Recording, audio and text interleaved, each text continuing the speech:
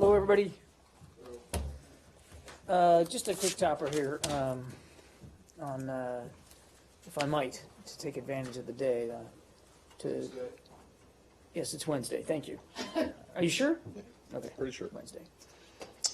Just take advantage of the day here to talk a little bit about Austin Tice. I think you probably saw the museum put up a banner today outside the museum to serve as a public reminder of his situation and, frankly, the very real risk that journalists face all around the world. As a matter of fact, that's a topic that the Secretary raised with the Edward R. Murrow Fellows that were here today, international journalists that were here, and he talked about that.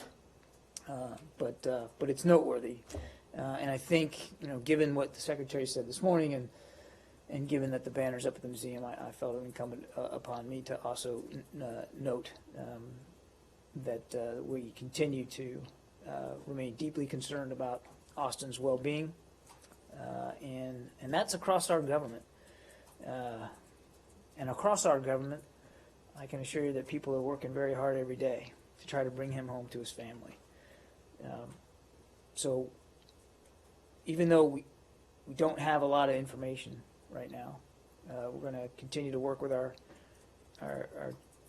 Czech protecting power in Syria to continue to gain and to glean as much information as we can.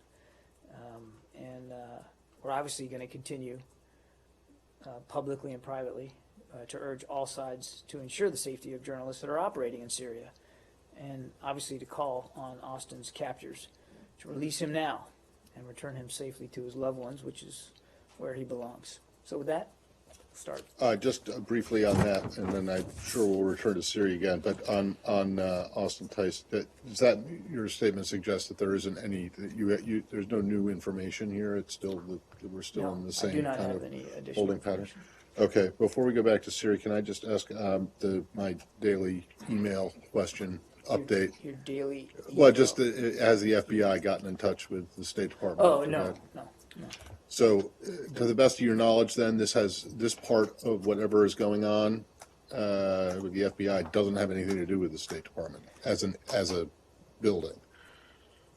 Well, I mean, aside from the fact that she worked the here email and that traffic in question could be email traffic that Right. was sent and received while they were working at the State Department. No, I'm not aware of any other connection, and we're not. This is really just an FBI issue to deal with. We're not in close communication with the FBI on this latest effort, and it's really for them to speak to. Okay. Philippines. Yeah. So I don't know if you will have seen Philippine President Duterte's response to our story about the United States not proceeding with a planned or a planned sale of 26,000 rifles to the Philippines. Among other things, he has called the people behind the decision not to proceed with the sale fools and, quote, monkeys. I know you addressed this to some degree yesterday, and I know that there are limitations on what you can say about such a pending or potential sale. But it's the last in a long series now of angry statements, critical statements, harsh statements from the Philippine president toward the United States. Do you have any response to his comments on this matter, even if you can't discuss the underlying sale? No, actually, I don't, Arshad. I have seen those comments through press reporting. And again, I would say what we've said so many times before, that that kind of rhetoric is really at odds. And I think the word that I've used before is inexplicably at odds with the close relationship that we continue to have with not just the Filipino people, but the Filipino government. But I can't account, for the sentiments expressed in those comments. All I can do is and as you rightly noted, I can't comment about potential commercial licenses in advance either. The decisions that affect them. But all I can do is reaffirm again how dedicated we are to our bilateral relationship with the Philippines, to our people-to-people ties with the Filipino people, and in fact, how seriously we take our commitments from a security perspective through the defense treaty that we share. You said that you talked about how his remarks were inexplicably at odds with the close relationship that you have, not just Yeah. people to people, but also with the government. Do you mean the government excluding Mr. Duterte, or would you say that you have? Well, he's the head of state. He's the head of the government. Do you feel like but- you have a close relationship with him, Absolutely. Well, we have a close relationship with the government of the Philippines, including him, the head of?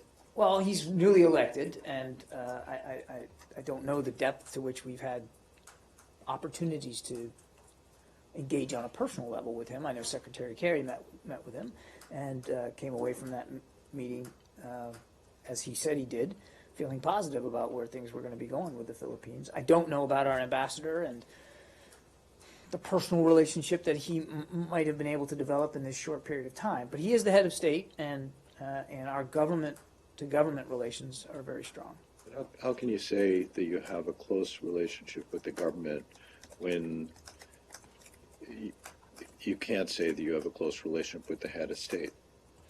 Well, because the government doesn't rest, especially in a democracy, it doesn't rest on the shoulders of just one individual. Yes, he's the head of state, but there are many agencies in his government. There are many cabinet officials. There are longstanding relationships that we have nurtured over the years with figures in his government, and those relationships are still there, and they're still vibrant. And last one on this: do you remain open to, well, two things. One, by saying that the government doesn't rest on the shoulders of one individual, are you trying to suggest that you would try to circumvent him or deal with Not others? at all. Or, no. No, Okay. no. And then No, second, I was simply referring to the if- fact that in a democratic government, and such as the Philippines, that tasks are delegated to various agencies, and that we have relationships with these institutions and agencies. Those are solid; they remain.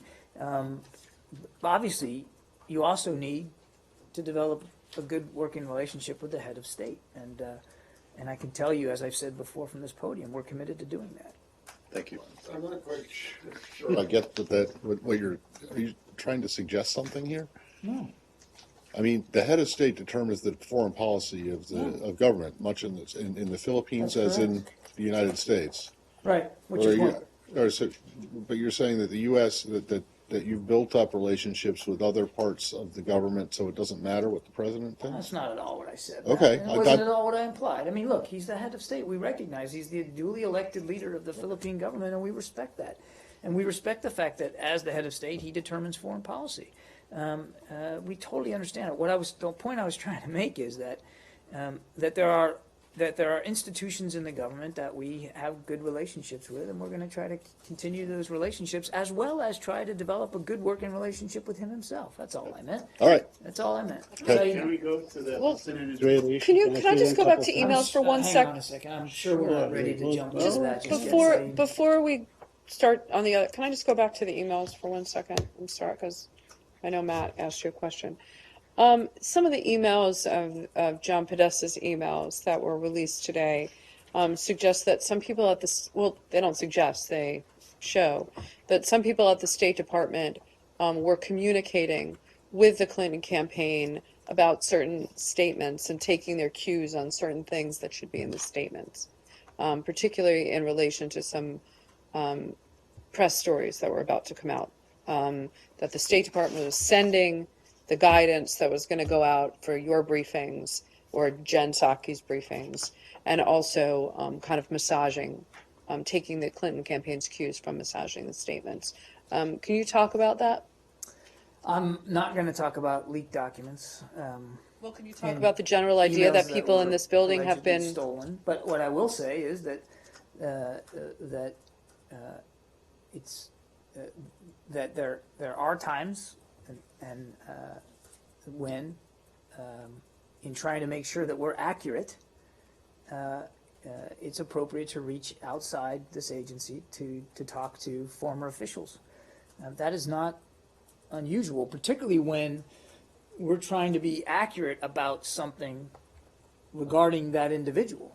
That is not, that's not uncommon practice. And frankly, at least I'd say to a degree, shame on us if we don't do that when it's required, so that we're not getting up here, I'm not getting up here and putting something out that's inaccurate. So again, I'm not gonna Accuracy, talk about- accuracy is one thing, and making sure that you have all the facts. But working with the Clinton campaign to craft your press guidance does, or quotes that you're sending out to members of the media, does seem that goes beyond trying to determine whether you're accurate. Well, Do again, you- I'm not going to discuss the. I'm not the asking you to. specifics I'm in asking you to this discuss exchange. as a general practice. When dealing with the email issue, is this building coordinating with the Clinton campaign on the messaging, quotes, guidance that's coming out of this building? No. No. Yes. Actually, Saeed was first. I promised Can him. I go to the Palestinian-Israeli issue very quickly? Go ahead. On Monday, there was a group of senior Israeli government officials, notably the Deputy Foreign Minister Tzipi Hatovli, and they were pushing for the total annexation of Ma'ale Adumim, one of the largest settlements in the West Bank, in the occupied West Bank. Do you have any comment on that? Have you seen the report? This is, you're talking about the Deputy Prime Minister Yes. in his Yeah. remarks? Right. So Because it's the Prime Minister himself was assuming not Deputy Foreign Minister, because Mr. Netanyahu is also the Foreign Minister. So she's the Deputy, as Deputy Foreign Minister. Okay, but I just want to make sure I had the comments right from the right individual. So I can tell you we're aware of the remarks. I'm not going to, as I said, react to every comment. What I will say is that, and you know this, Said, our policy on settlements is extremely clear. We strongly oppose any unilateral efforts that would prejudge the outcome of negotiations. And as we've also said, this is part of a number of trends highlighted in the Quartet report that are threatening the two-state solution. These trends also include Palestinian incitement as well. And along those lines, I would just tell you, we were deeply concerned by reports yesterday about a Fatah Facebook page praising the Palestinian who shot 3 Israeli soldiers day before yesterday. And we've raised this issue directly with the Palestinians as well. I understand, but you are not, these are really separate issues. The settlements are not connected to the violence. You don't say, I'm this not is going to tit make. for tat. I'm not going to get into You're making not- you're connections not- and what No, spurs. I just want to understand but you I- but I- properly there. But I wanted to. The reason I put it in there is because, again, we're looking for ways towards a two-state solution. These kinds of things, when they happen, pull us farther away from that. You always make your position very clear on violence and so on and incitement. Yeah. I'm talking about the settlement. It is really independent. I don't think the violence is related to this statement, or this statement is related to the violence. Do you agree? By them. I mentioned it today because these are the kinds of things, whether it's rhetoric or actions, that are leading us farther away from a two-state solution. What connects one to the other is for the individuals involved to speak to. I'm not making some broad characterization about that. A couple more, if you indulge me, and my colleagues as well.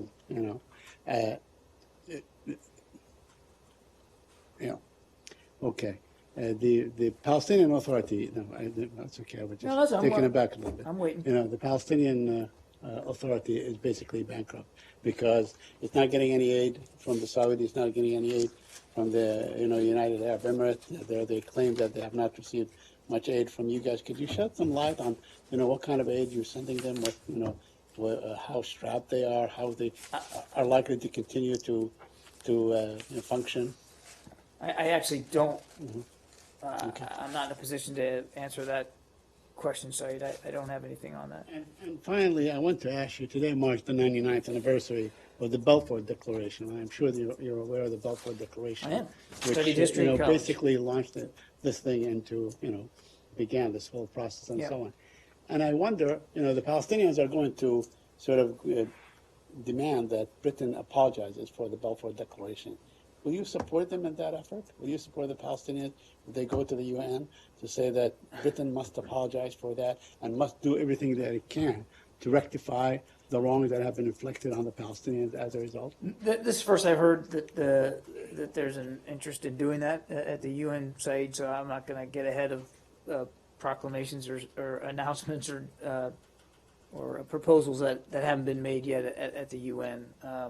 Look, I'll tell you, not that I'm saying history's not important. Believe me, as a history major and still a lover of history, I get the importance of history. But I'll tell you where we're focused is on the future here, and this gets back to your first question about about settlement activity.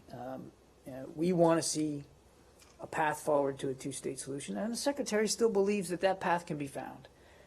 But it requires leadership, and it requires a forward vision in the leadership there. So we are very much wanting to look forward here to a meaningful two-state solution, and I think we're a little less interested in proclamations about the past. Not that I'm saying the past isn't important or that we're not a product of history. I'm not at all suggesting that.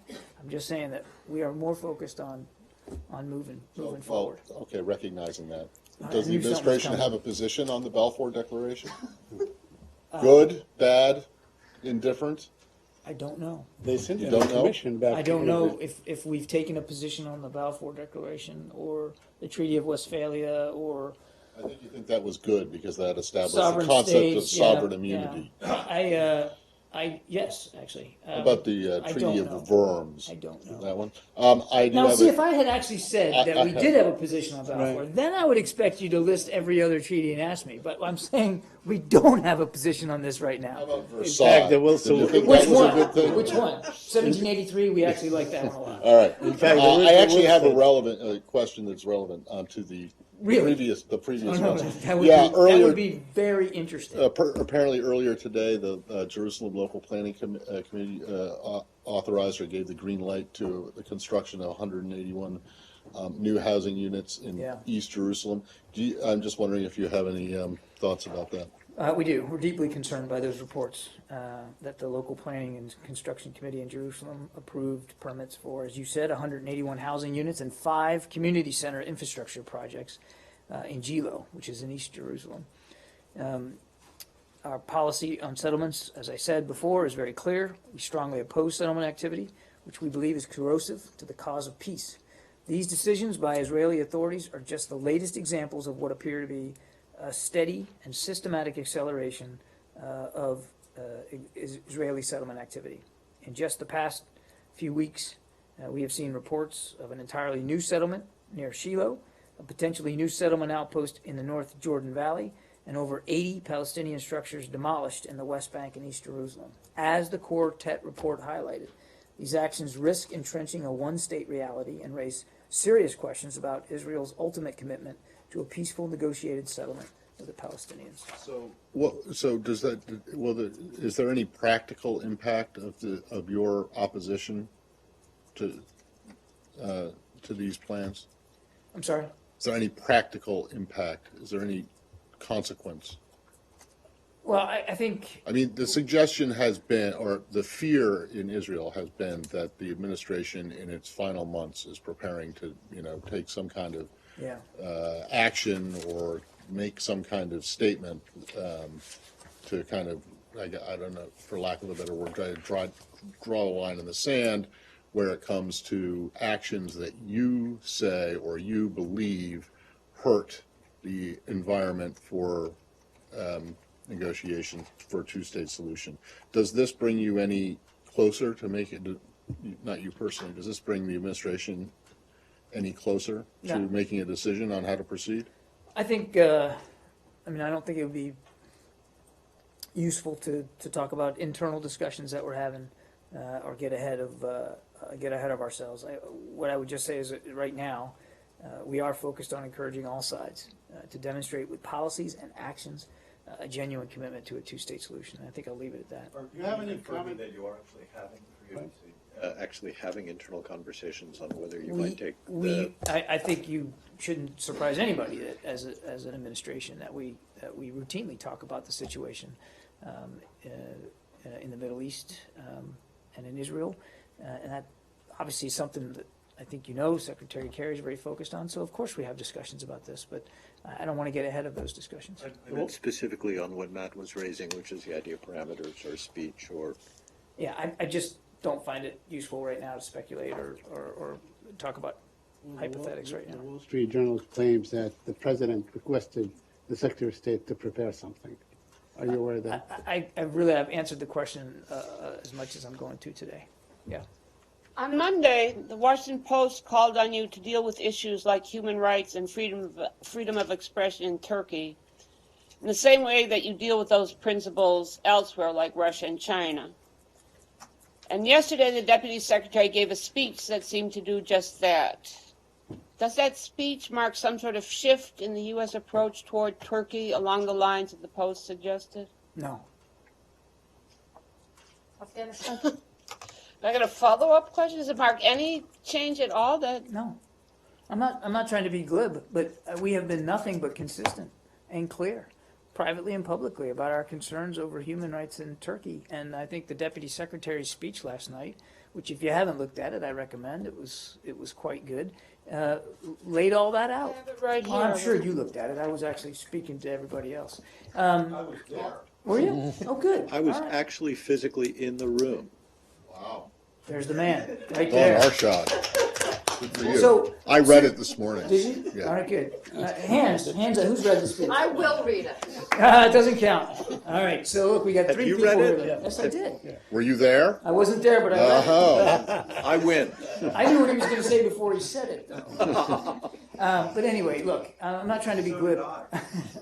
I'm not trying to be glib with my answer, but I couldn't be more emphatic. No, this isn't a shift. No, we're not reacting to editorials that are written in the media. Everything the Deputy Secretary conveyed last night is exactly where we have been as administration and as a government on what's going on in Turkey. Both the Washington Post and New York Times on successive days, and I'm not suggesting that you were reacting to it, but maybe perhaps there was a reaction within the U.S. establishment to the same sort of events in Turkey, and it was just becoming too much. And there was a perception that you were turning a blind eye to egregious human rights abuses in Turkey because of the need to fight ISIS Perception and the by need for whom? Incirlik. The New York Times, the Washington Post, and Kurdistan 24. Look, the three pillars.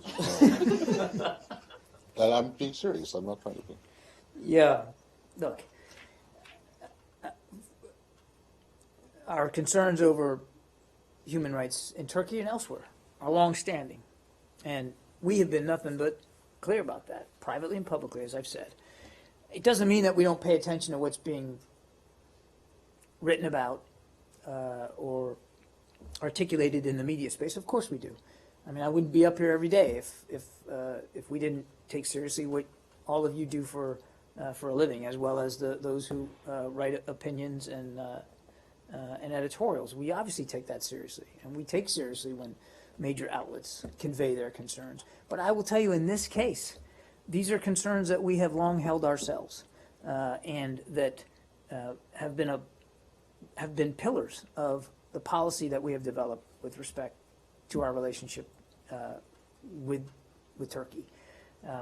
And nothing that the Deputy Secretary said last night is a change from how we've been trying to approach this relationship. Okay? Yeah. Afghanistan, please. Yeah. There's a report from Foreign Policy that the ICC, International Court of Justice, have a plan or will be starting investigating about war crimes in Afghanistan, including the American service personnel. Do you have any comment about it? Although there's a peace process, so many people would like to participate in the peace process. Yeah, look, I've seen reports about that, and I'll let the ICC speak for itself. What I will tell you is that, speaking for the United States, and again, I'm not comfortable talking military things, but I will in this case because the question's, I think, broader than just a military issue, but no government, no military on earth takes its responsibilities in the way it conducts war more seriously than we do. And there is an extraordinarily robust judicial system, national judicial system, not even talking just about the military judicial system, but a U.S. national judicial system, which is robust and energetic and vibrant and fair and open. We will, going forward, as we have in the past, rely heavily on that system. Okay? So again, Gulbuddin Hekmatyar also would like to participate in the peace process. Do you know any affected or effort to the peace process? And who, I'm sorry, I can't. Gulbuddin Hekmatyar. Hekmatyar, the Hekmatyar. Islamic leader. In you the know, peace process. Peace process. For Afghanistan. Yeah. Based of this situation, do you think that peace process is still going to be Well, successful? again, this needs to be an Afghan-led process, as we've always said it must be, and that means it's up to Afghan leaders to make key decisions about what that peace process is going to look like going forward. So I think I'd leave it there. Yeah. Okay. This is about Haitians in the border. Do you have any information about the U.S. government requesting from Brazil to take back the Haitians that are in the border with U.S. and Mexico? Do you have any knowledge that if the government of the United States requested to the Brazilian government officially to take them back in Brazil? Well, I'll tell you this, that we routinely discuss a wide range of complex and complicated issues with Brazil because we are committed partners. Irregular migration is one of those issues that we obviously discuss with Brazil on an ongoing basis.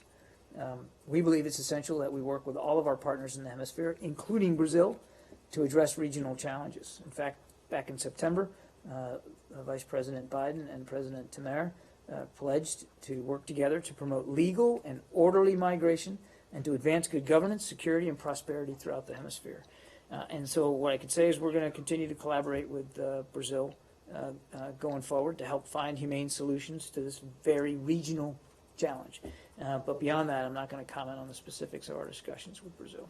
So when you say you don't want to comment anything at this specific case of these thousands of Haitians that are trying to get into the United States that are coming from Brazil, are you in any way in contact with the government of Brazil to take them back? We are, as I said, in ongoing conversations with Brazil about the challenge of irregular migration in the hemisphere regionally, and we know that it affects Brazil. So we are in regular contact with them about this issue, but I'm just not going to go into the details of that discussion right now. What about is the government, the U.S. government, in any way considering giving them asylum or receiving them in the United States? Again, sir, you're asking me for a level of detail that I'm simply not going to go into today. Sorry. I wanted to ask about Venezuela and Tom Shannon's visit there. One, is he back, or is he still there? I think he's still there today. Okay, Yeah, I but he met with the President Maduro yesterday? He did. Do you know if he raised the case of Josh Holt, the American who's been imprisoned down there for Yes, he a did. while? He did. And? And as before, we call on the Venezuelan government to respect due process and human rights. He and our embassy have Tom Shannon, I'm sorry, and our embassy have repeatedly raised our concerns about Mr. Holt's health, the conditions of his detention, and his treatment with Venezuelan authorities. So yes, it came up. And you're just asking for a speedy trial. You're not calling for his release. What exactly are you asking or demanding from the Venezuelan authorities? Well, I mean, as I said, we call on the government to respect due process and human rights. We've requested that he be seen by a medical professional. And according to Mr. Holt, he was treated at a hospital on the 17th and the 24th of October. We do plan to send officers to attend his hearing, which is, as I understand it, scheduled for November 8th. So then they are November according 8th. due process. Wait. I'm not done yet. Go ahead, Elise. No, but I mean, it sounds from what you're saying, that he asked for medical care and he got it. You're asking for a consular officer to be present at the hearing or trial, whatever, and We're that's, planning to send a consular officer. and there's no indication that they're not allowed to. I mean, That's right. I understand that you're saying that you'd like to see due process be afforded in this case, but is there any indication that it's not? Again, I'm just, I think I'm going to leave it where I Well, put it, which is that we're going to, we obviously continue to raise this case, and we continue to call for respect for due process and human rights. well, I mean, there are hundreds of Americans being held in prisons around the world for whatever crimes they're accused of, whatever. The fact that you are raising this case at this high level with such a senior State Department official on it. Secretary Kerry raised it in his meeting with President Okay, Maduro. so what is the problem with this case that demands such high level attention? I have given you as much information about this as I'm able to do today, but I can assure you that we obviously continue to raise it with Venezuelan authorities. Now, twice with President Maduro himself. Well, but again, to suggest for Secretary Kerry to raise it with the president of a country suggests that you're concerned about either due process being afforded, but from what you just said, We wouldn't raise our concerns about due process if we didn't feel they were warranted. so what are the concerns about lack of due process? I think I've answered the question as far as I can go today. Okay? And I know you won't be able to answer this right now, but perhaps you could take the question. I mean, would you like to see him released? Forget about don't forget about due process. Obviously, wouldn't you like to see, obviously due process is important, but wouldn't you rather see him just released and returned to his family, sent home? We want to see the Venezuelan authorities exercise due process and observe human rights in this case. Yeah, we go to- But that does not mean immediately release him. I've responded. Can we go to Syria? Yeah. Okay. First of all, the Russians, I think, said today that the ceasefire or the cessation of hostilities continues for another 13 hours or something like this. You have any comment on that? I've seen reports on this. I mean, But we'll have to see what happens here. We've seen examples of this in the past. But these humanitarian pauses, which are really nothing more than what the Russians want to, provide an opportunity for people to get out rather than, before they resume the bombing. So we'll see where this goes.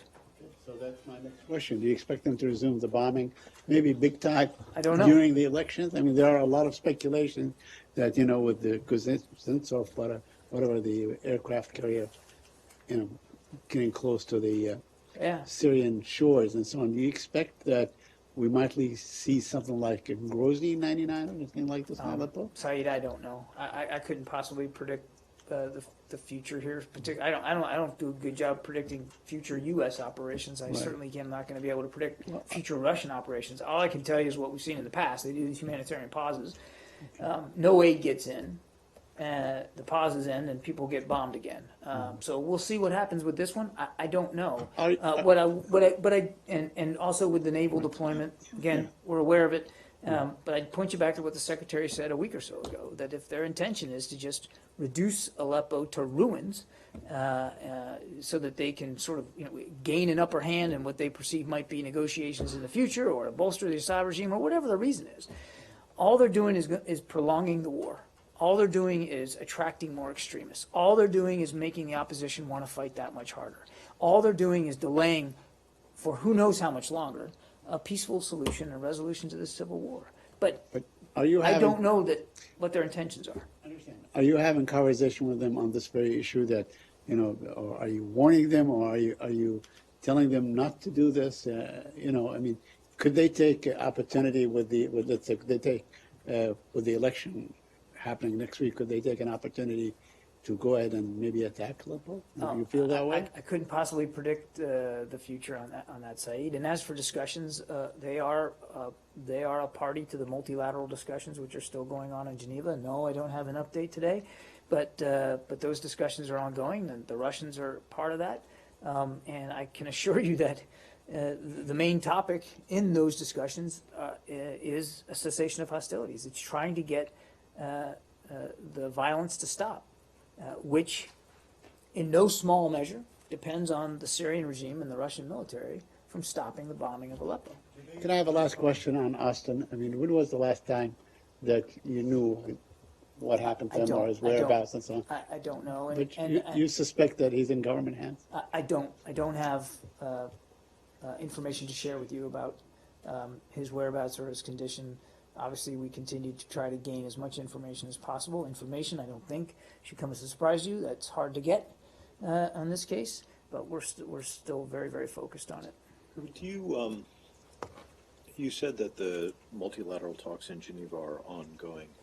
Do the multilateral teams there meet every working day?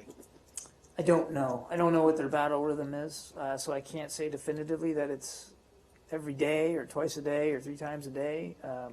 But the talks are still in play.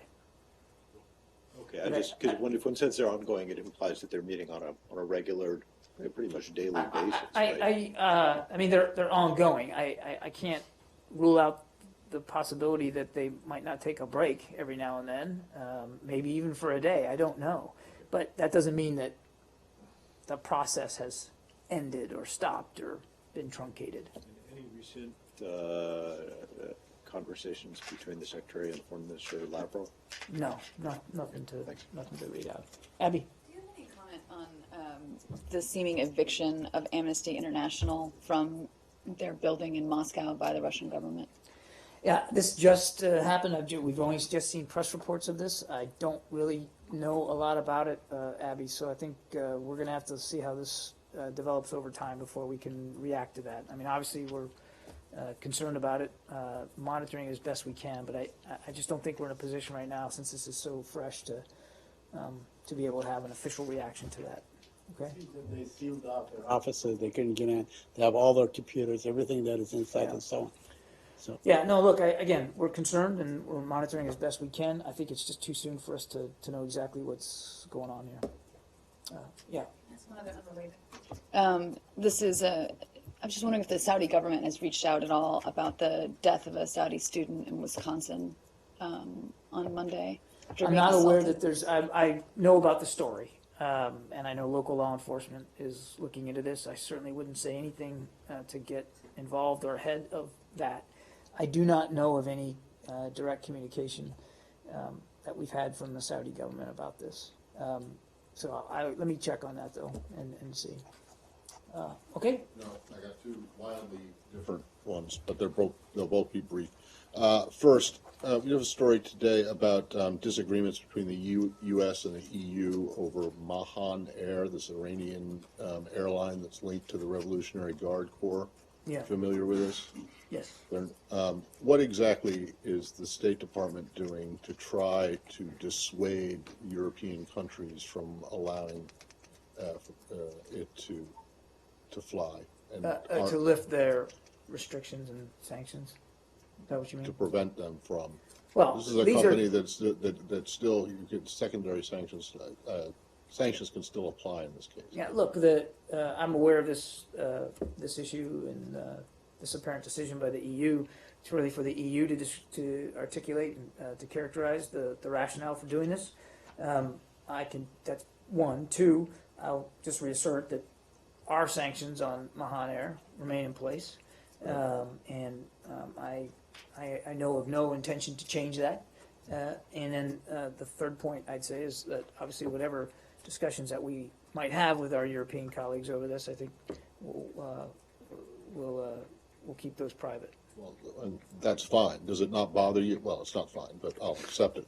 Does it not bother you that an airline that's linked to the IRGC and been linked to supplying President Assad's regime with weapons and equipment is flying freely into major European cities? Yes, with we the are EU concerned still? about that, of course.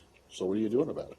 I think I'd leave our diplomatic discussions with the EU and members of the EU in diplomatic channels and not talk about that publicly. But obviously, we're concerned. If we weren't concerned about this, we wouldn't keep in place our sanctions on Mahan Air. Well, forget about what exactly it is that you're doing. Are you doing anything? I think I'm going to leave our diplomatic discussions in diplomatic If you're channels. concerned, that would suggest that you would actually try to take some action to address your concerns. Are you without getting into the details? I'll pass your tip up. Without getting into the details of what specifically it is you're doing, are you doing anything? We remain engaged with our European partners about all manners related to Iran's provocative activities and support for terrorism. I think those are conversations we obviously routinely have and will continue to have. But beyond that, I don't have any more to say. Does that include Mahan Air?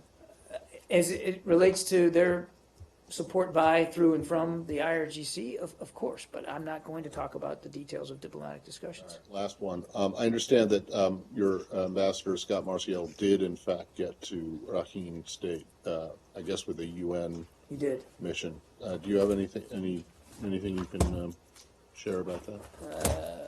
Yeah.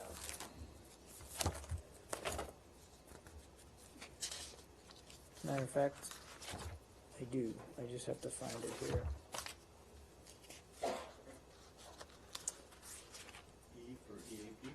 Yep, you're right. And then B for Burma. So the ambassador did conduct a 2-day visit with an international delegation, including the United Nations resident coordinator and other chiefs of mission to the Rakhine State.